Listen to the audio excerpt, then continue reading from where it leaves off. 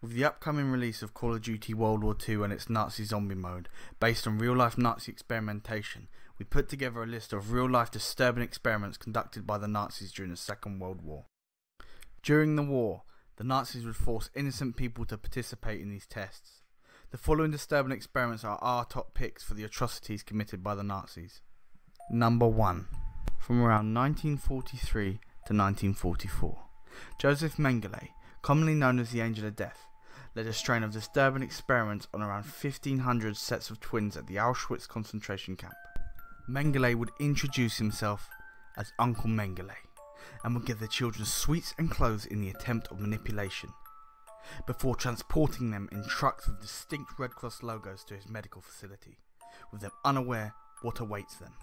Mengele tried a whole range of experiments. Mengele would try to inject chemicals into the eyes of children as young as 5 in the attempt to change the colour of them. He also tried forcefully stitching together young children and removing different organs in the attempt to create conjoined twins.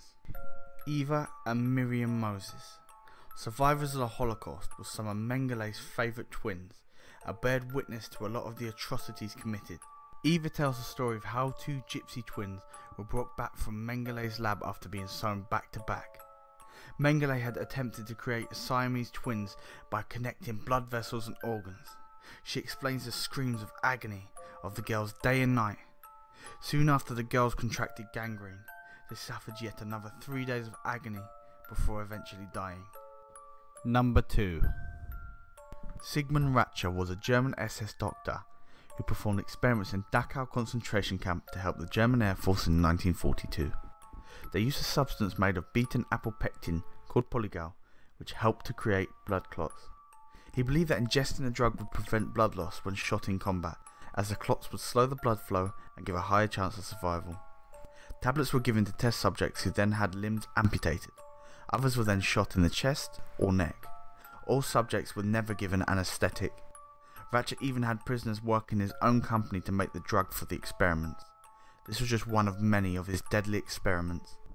Number 3.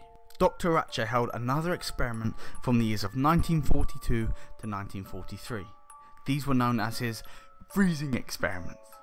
Ratcher wanted to find a way to quickly warm up the human body for being in cold conditions, such as the soldiers commissioned in Russia's harsh weather, and to prevent hypothermia in the German Air Force.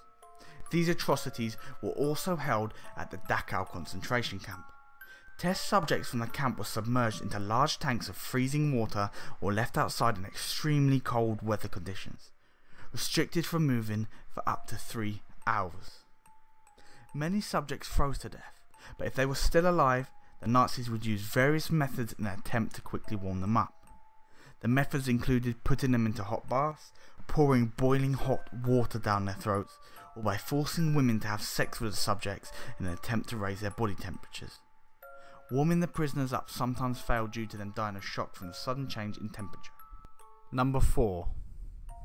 From approximately July 1944 to September 1944, roughly 90 Romani people were completely deprived of food and given only seawater to drink by Dr. Hans Epplinger. Leaving them ill and desperate, others at the Dachau concentration camp observed them licking freshly mopped floors in the attempt for clean water.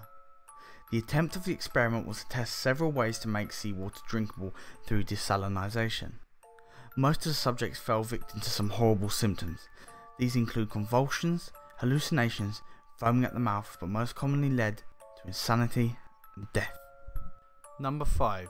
From 1942 to 1943, at the Ravensbrück concentration camp, another experiment was conducted on prisoners to help the German Air Force when injured.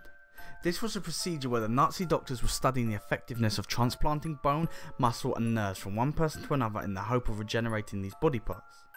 Subjects were never given anaesthetic when the doctors would remove sections of their bone, muscle or nerves. Bones would be broken with a hammer, split and grafted. When the doctors broke the prisoners' bones, they would often try to reset the bones and wrap them in a plaster cast. The cast would then be removed before the bones had completely healed, so they could record the process of the bone regenerating and test the healing methods. When grafting, the Nazi doctors would make a minimum of 6 incisions per session. This was done to study regeneration in the osseous tissue. This was the main purpose of the experiment. This would also help solve issues with plastic surgery, which the Nazis thought would be very popular amongst the people once they'd won the war. Victims experienced mutilation, permanent disability, extreme pain, or death. A survivor, Vladislava Karoluska, made a statement in her testimony. A blanket was put over my eyes, and I did not know what was done with my leg, but I felt a great pain and had the impression that something must have been cut out of my leg. 2 weeks later, we were all taken to the operating theatre again and put on operating tables.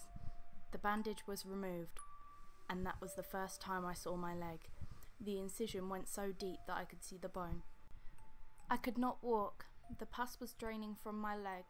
The leg was swollen up, and I could not walk. In the block, I stayed in bed for 1 week. Number 6. As the Second World War progressed, Hitler was losing soldiers fast.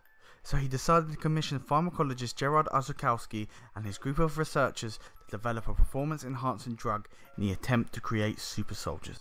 Though simpler drugs such as Pervitin and Isofan kept soldiers awake and stimulated, the aim of this new drug being developed was in the hope to redefine the capabilities of human endurance.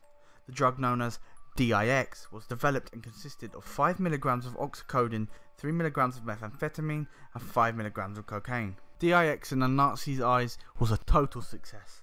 Nazi researchers found that inmates from Sachsenhausen concentration camp could march around 90 kilometers a day while carrying a 20-kilogram backpack without rest. DIX was planned to be put into mass production, but the war ended before this could ever become a reality. Hey guys, if you got to the end of the video, thanks for watching. If you did like what you saw, make sure to like and subscribe for more Manic Facts.